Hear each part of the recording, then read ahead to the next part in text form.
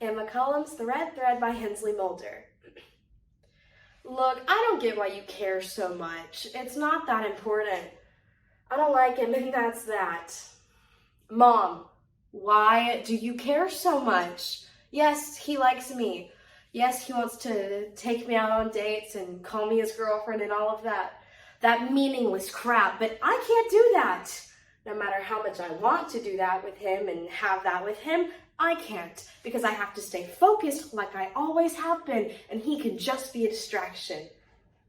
I know you want me to just be a lovesick teenager, but I can't risk that. You don't know how much I'd be risking if I did that, Mom. Can I ask you a question? Did you ever date someone before your thread led you to Dad? Did you ever date someone you knew wasn't the one? See, I could never do that. I could never put my heart on the line for someone I knew wouldn't be worth it. Mom, we have these threads, these little red strings leading us directly to our soulmates. We have a sure way of knowing the person we're meant to love forever. So why in the world would I entertain the idea of being with someone else? I know it's supposed to be fun and that I'm supposed to be a lovesick teenager, but I can't do that. For so long, I have been teased for not finding my person. I was told I didn't even have a soulmate. And I believed them, Mom. I really believed them. Thank you.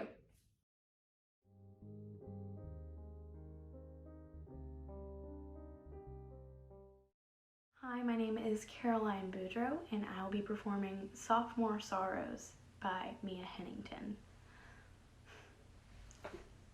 Dude, life is scary, and I am so not ready to start worrying about where my life is going or if it's even going in the right direction. I've only had to worry about if I had good grades and finding what I'm good at. I haven't actually taken the time to sit down and think about what I want to do with the rest of my life. Senior year is creeping up on me, and I'm not ready.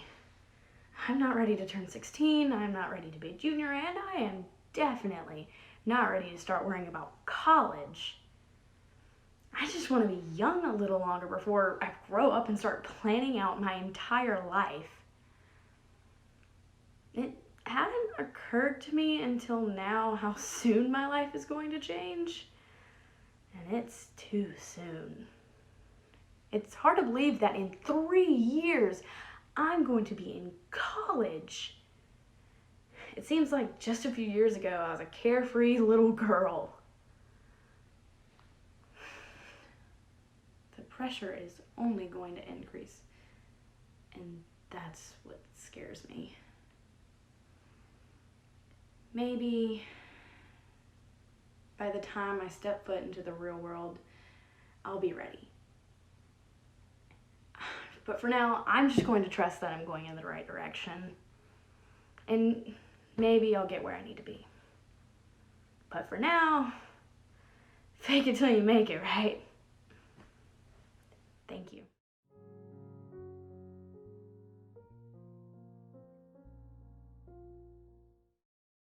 Hello, my name is Makyla Fleming, and I will be doing My Hair is Beautiful the Way It Is by Madison DeVaul.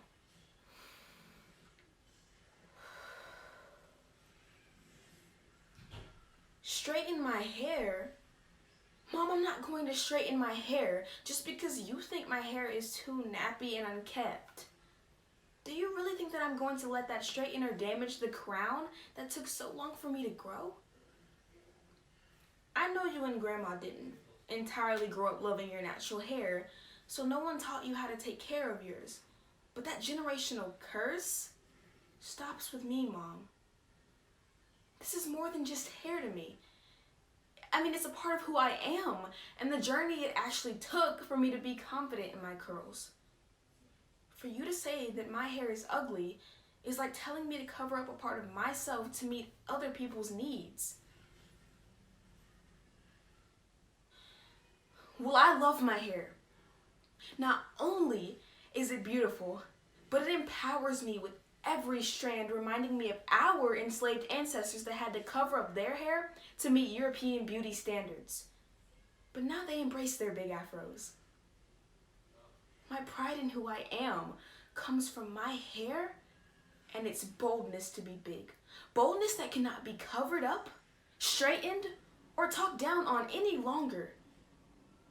This is the hair that God has given me, and I'm going to embrace it. So I'm going to let my hair be high and let my curls be wild. Because I do not have to straighten my hair for my hair to be considered beautiful.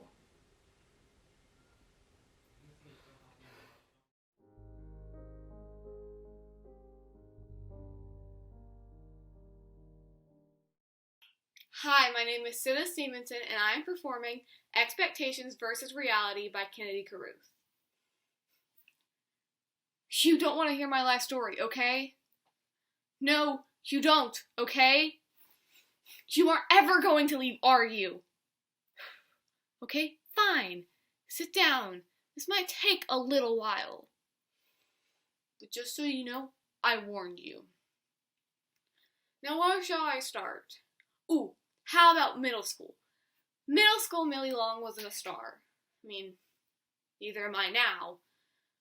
She was always staring out the window into the open world. She didn't know what she was looking for. But that didn't stop her from staring. Despite being like this all throughout high school and college, she graduated. She left her parents on the farm pretty soon after. She never liked the farm. Or her parents. Well, that's not entirely true. She hated herself, so she thought her parents hated her too. She wouldn't have been very proud of herself either. She didn't realize how much she loved her parents until they passed away. She didn't even get to say goodbye. Now she works at a bait and tackle shop, just barely managing to get by. It's not marine biology, but hey, it pays the bills. She lives in a small log cabin by a beautiful lake. It's not an ocean full of sharks and dolphins, but hey, it'll do. She tends to regret everything she's done in life, and everything she won't do, but that's okay. Why do you look like you're going to cry? You want to know, and plus, it's my story, not yours. Thank you.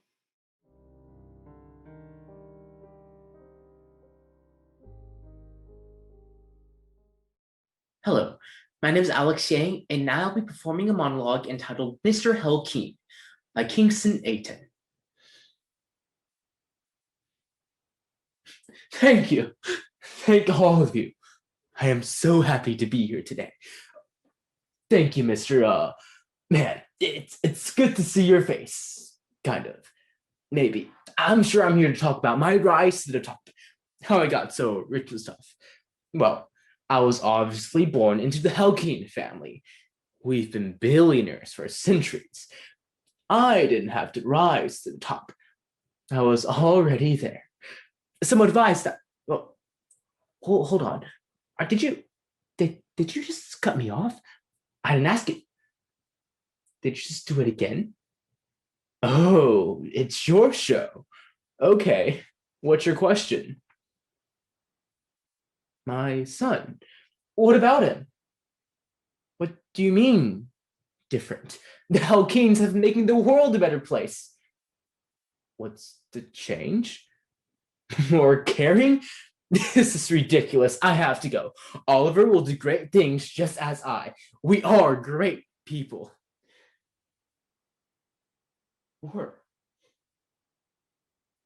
We were. That's just disrespectful. Why is it that I'm always being the one criticized? What am I doing wrong? What is it that I am doing wrong? I put the food on your table. I designed the building that we're staying in right now, and you know what?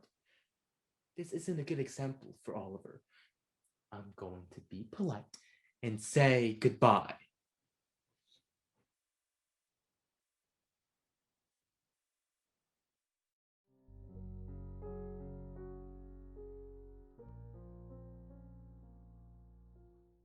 Thomas Arnold, How to Improve Your Life by Lila Robertson.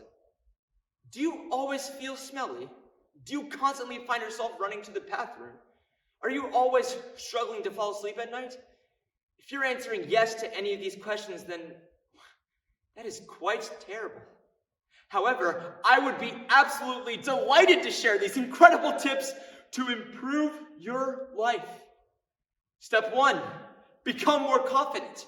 Walk into every room like you are Beyonce on a big American stage. Walk towards the fans, step on the haters, lean towards the fans, squish the haters. Now that you've accomplished your new walk, it's time to improve your talk. End your sentences with more confident phrases like boom, bam, booyah, or even ho ho ho, gnarly bro. The sailors may try row row row. Pirates may want to try yo ho ho, and Santa Claus impersonators might like ho ho ho. Step 2, get a social life. Go to more social events and class parties and whip out some poppin' new dance moves.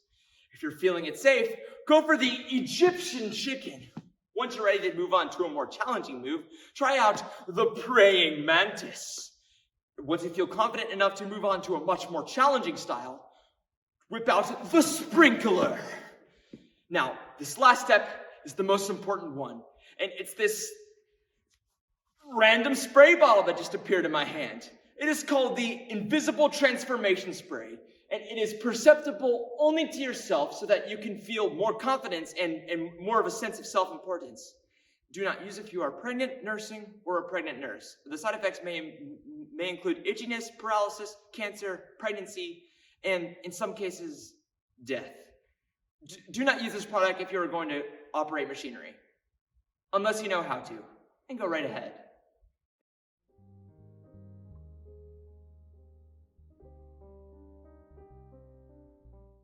Hi, I'm Mason Lee from Oak Grove High School, and I'll be performing The Camping Incident by Ellie Yarrington.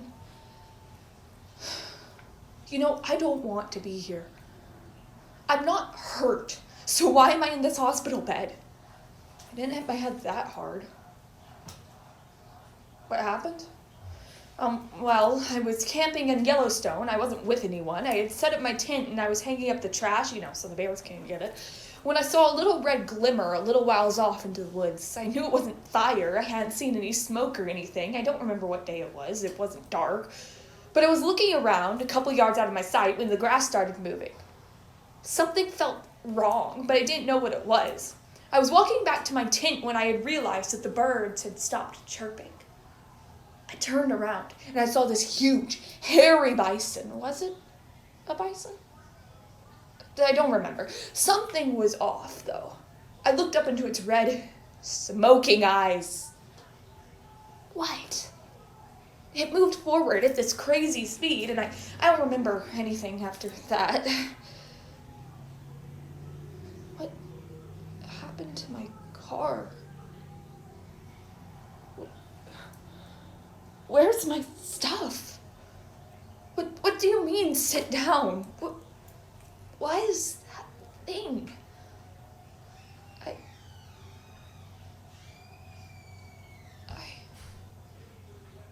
Thank you.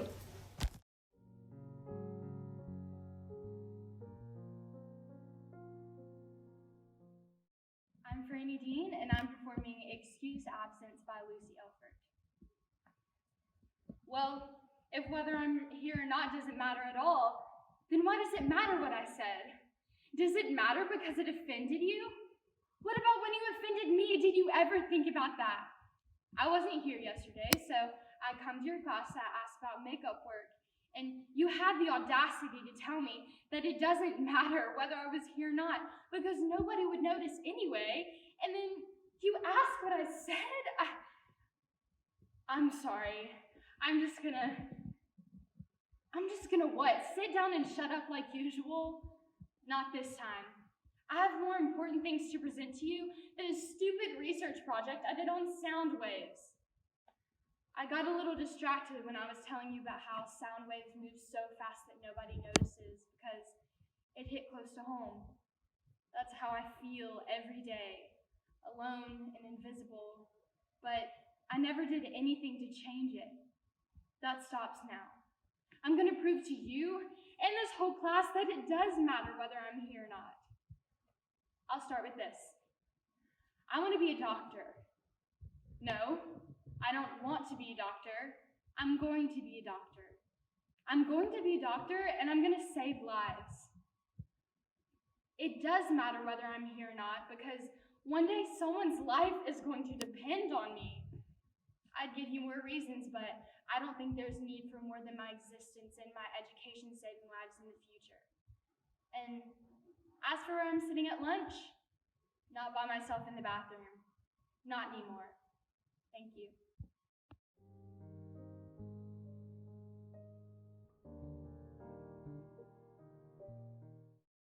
Hi, my name is Kalen Wallace, and I will be doing Unpredictable by Katie Sells. Well, you never know what's going to happen. Well, you don't know if you're going to end up finding true love. You don't know if you'll get over that guy you had a crush on in the 7th grade. You don't know if your mom will survive the plane ride back home from her business trip. We don't even know if we're going to make it off this train. I'm the type of person who's always hated that about life. The unpredictability of it all. I'm a worrier. It's gotten in the way of many things. There are so many opportunities that I've missed because I was worrying about the outcomes and what bad could happen. That's why I'm on this trip. My mom thought it'd be good for me to get out and have some fun. I don't know why that fun had to be in the form of a 4-hour-long train ride to go see my aunt, who might secretly be a witch. But she told me not to worry about it. So that's what I'm doing. Completely relaxed. Easygoing. There's nothing on my mind besides what should I order when the stewardess comes around. Hey, what's that screeching noise? Is it just me, or is that train coming right for us? Thank you.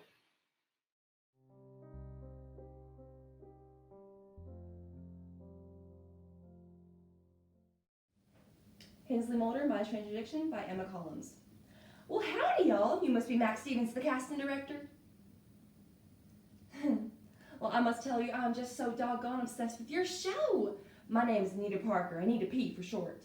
I watch My Strange Addiction every night with my cat Jessie and my dog Pete. Now, you may be wondering, what does a perfectly nice, beautiful, and intelligent woman like myself doing auditioning for this show? Well, I have a very strange addiction, yes I do. I'm absolutely obsessed with the Toy Story franchise. I love the franchise so much I even named my pets after them, yes I did. My cat is named Jessie after the cowgirl in the movie. Named Jessie. She has reddish fur like Jessie's hair, and every year I dress her up like a cowgirl for the anniversary of each movie's release dates. Yeehaw! And my dog is named Pete, after Stinky Pete from the second movie, because he always smells like I am getting off topic. Did you know they created an entire Toy Story land in the Disney World? I missed the birth of my niece to go to the grand opening, yes I did. She was the most beautiful thing I'd ever seen, by the way. Oh, the giant Jessie figure, not the niece. Huh? You can't use any of this in your show because you don't have the money to pay for the rights to show Disney characters? You don't need another lawsuit? Well, what about that toddler pageant thing? I can use that niece I was talking about. Huh? I've gone over my time limit. Alright, just let me know if there's anything I can do, and I mean anything. I will even pretend to be the 20th Duggar child. Alright, I'm going. See you later, alligator. Mr. Stevens, you're supposed to say after a while, crocodile. Okay, fine, I'm going. Thank you.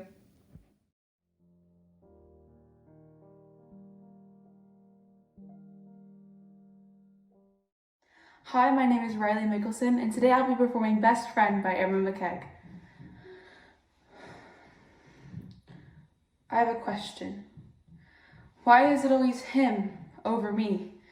What happened to the whole best friend thing, you know? I've tried.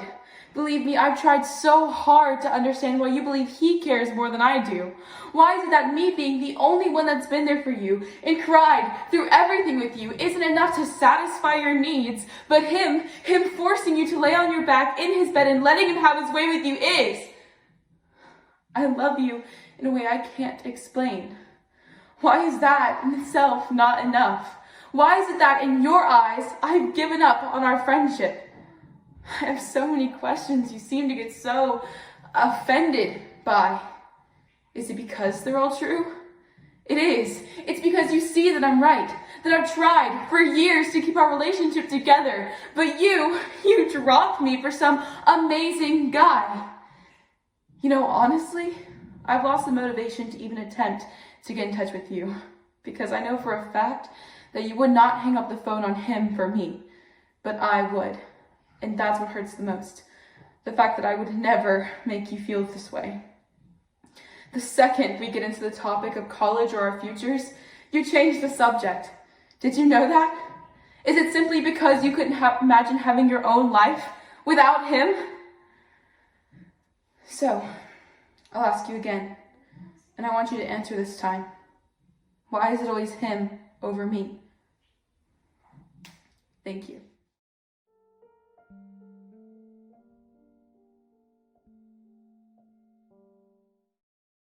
Madison DeVaul, Turn Around by Amaiya Sanders. Marcy, how many times have you been in love? No, not how many boyfriends have you had, but in love. I was in love once. No, it wasn't Mark. It was a man. A very special man. He was my grandfather, Marcy. The love of my life. Now another question. How often do you get on your phone? Now, how often do you run into things because you are on your phone, not paying attention? You don't remember? I bet I can tell you a time. Remember when you were at Chris's party and you had been drinking all night? So, well, obviously you weren't in the right state of mind to drive. No, let me finish. But you did. You made the decision to drive yourself home, and you wrecked to my grandfather. Remember? The love of my life? However, I don't think drinking and driving was the problem because you've done it before. No, you were distracted by something. Someone? No, something. Your phone. No, that's what you told the cops. And for some weird reason, you get away free. No time served, no funeral bills paid. It's like it all blows away. How do you feel? You killed your new best friend's grandfather. Now check your phone. You should be getting a text right about now. Oh my gosh, I'm so sorry for your loss, Marcy. Thank you.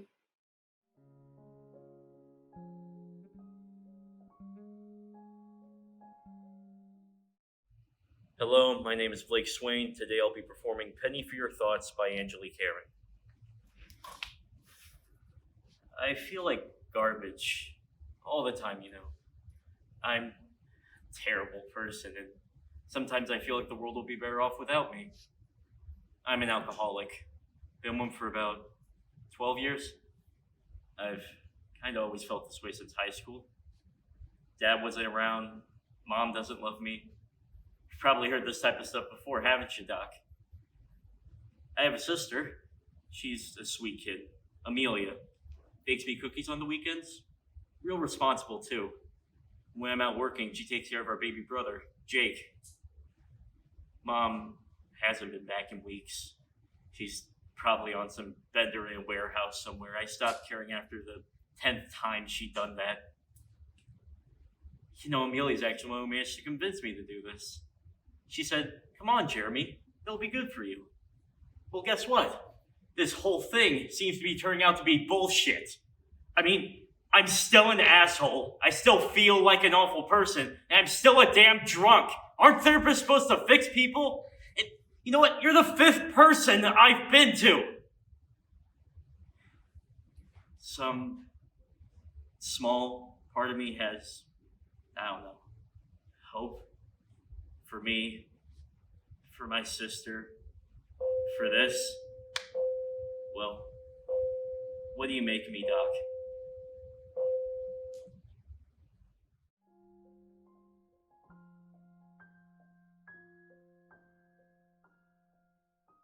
Hello, my Annie Goodman, and I'll be performing The Accident, written by Annie Sweatman. Hey, Mom. It's been 10 months and 18 days since the accident. I've been trying to figure out what I'm going to say to you when you wake up. I mean, if you wake up. Hey, do you remember when I first got my license and I almost took out the curb at McDonald's? You gripped the seat so tight, I told you your fingers would fall off due to lack of circulation. Instead of saying something equally sarcastic back at me, you just looked at me with pure love and a little fear and told me that you loved me so, so much. I wish I had told you I loved you more. Oh God, Mom, I'm so, so sorry. I know you always told me to keep my eyes on the road and to never be on my phone, but it was just a second, Mom.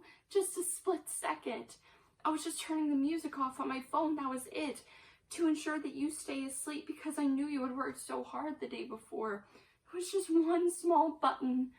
But in that split second, the truck came flying across the other lane, and the next thing I know, we're in the emergency room. I had to rush you to emergency surgery because your airbag didn't deploy. Everything went dark, and all I could think was, what if you don't make it? But you did, Mom. You pulled through surgery, and everything was fine until you didn't wake up.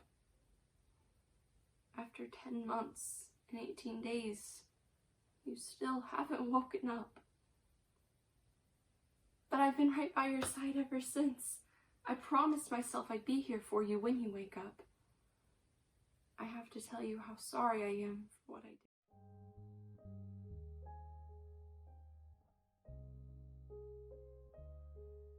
My name is Brian Wen. I'll be performing How Do You Not Like Potatoes by Olivia Markham. I always hate when people ask me what my favorite things are. I never know what to say. How do you just decide that something is better than all other things like it? For instance, when someone has a favorite song, you're telling me that of all the different songs you've ever listened to, that song is better? However, the one question I can always answer is, what is your favorite food? That answer is easy. Potatoes. Potatoes are the definition of versatile. There are russet potatoes, sweet potatoes, purple potatoes, fingerling potatoes, and so many more. The types of potatoes aren't even the most versatile aspect. Do you know how many different things you can make with potatoes? Easily over 100 dishes. There are so many I can't even pick a favorite. I like potatoes so much that when I learned about the Irish potato famine in history class, I cried. So when I was in class today planning our class party, I knew what I wanted to bring. But as soon as I said I wanted to bring potatoes, somebody said they didn't like them. I was dumbfounded. You're telling me that out of all the different ways you can make potatoes, you don't even like one of them? She didn't even like potato chips, for crying out loud. There has to be a way to convince her to like potatoes. There's a version of potato for everyone. Maybe I can get her like potato salad, or maybe even French fries that would put a bunch of seasoning on them. Oh, I know. I'll make a casserole. I'll bring the casserole to the class party and tell her there aren't any potatoes in it when there actually are. So that way, when she tries it and says she likes it, it'll prove she really does like potatoes. Wait, what if she's allergic?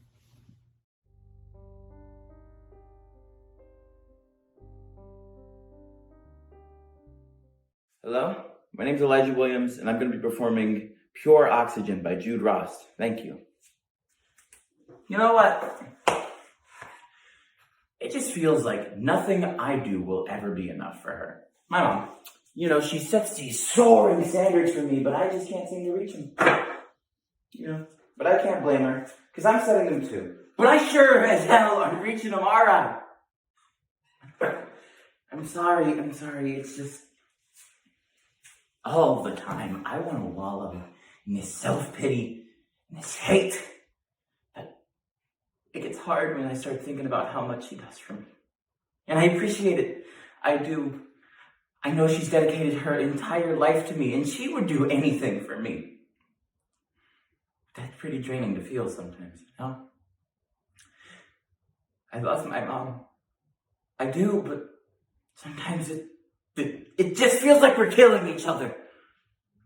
She's like oxygen, but pure oxygen, the type that hurts to breathe in. And it's ripping at my lungs and burning my throat. But I guess it is the better end of the deal, huh? Because she just throws herself into this dark void that is my body. And I chew her up and I spit her out. And I just see this broken shell of a person. And one day, I know I'm just gonna go too far and just completely destroy her, and after that I'll just disappear. I love my mom. I need you to know that, but I also know that she regrets how much she does for me. And I think I regret it too. Thank you.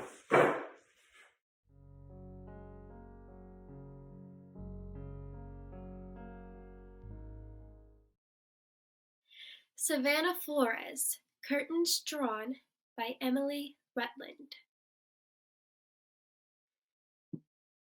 Listen to me, Mama. Listen. Did you see me out there tonight? Did you see those lights glisten, reflecting and bouncing to and fro? Each turn I made with quick precision illuminated on that stage. Every one of those turns and leaps were made for you. Not Sasha, not Aubrey, not even Dad, but for you.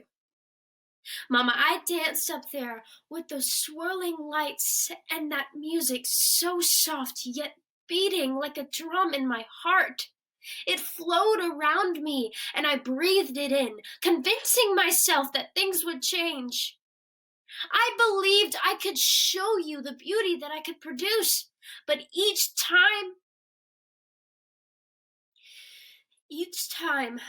I would look back to you. All I could see were those dead eyes. Those eyes that don't care and have given up. I've tried so hard, Mama, to bring a smile back to your face, but you refuse. You've put up a wall so solid with no cracks that you separate yourself from the people who care. How long has it been? He's not coming back. He can't. It's time to move on, Mama, before you drag even more people down with you, and this time I can only watch. Thank you.